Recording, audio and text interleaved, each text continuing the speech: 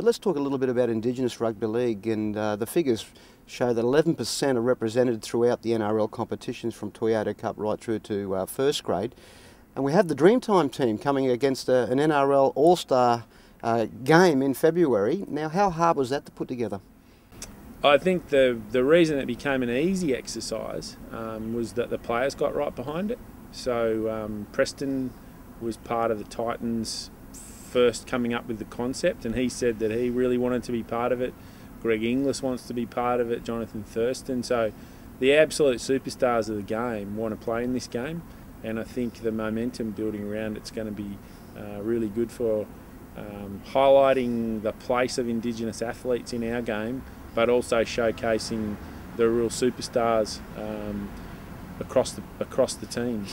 11% is it's a fair percentage compared to the population base of Indigenous Australians in this country. Do we have a representation at administrative level?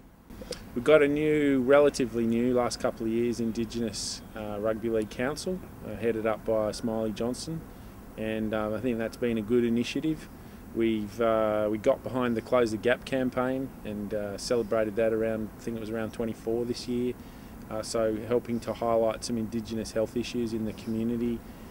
But look, I think it's a great thing to have 11%. You know, that's as you say, that's a great percentage and something that's been in the game for a long time. We've got to continue to foster that.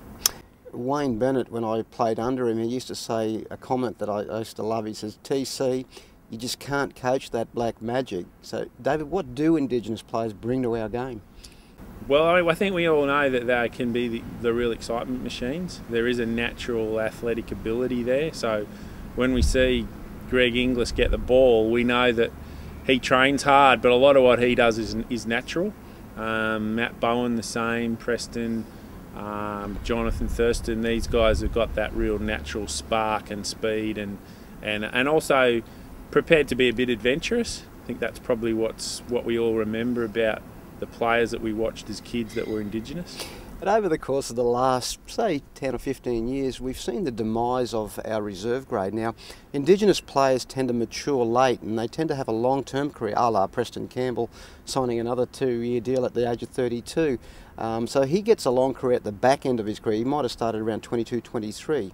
But we seem to find a lot of kids that don't, or they go through the Toyota under 20s and they don't seem to make it to the next level, and all of a sudden they feel like they've been failures in life. I think the competition in reserve grade is very important. Have we got any structure in place or in the future to maybe work our way back towards that middle tier competition that we need? There's a recognition that in Queensland the Queensland Cup is a good second tier. There's also a recognition that the New South Wales Cup's fallen behind a bit, particularly with the introduction of the Toyota Cup, the under-20s. So there's been a new group formed to look at the New South Wales Cup and look at bringing it up a bit so that there is a place for those over 20 guys. I think hopefully we'll see a bit of the balance come back into that next year.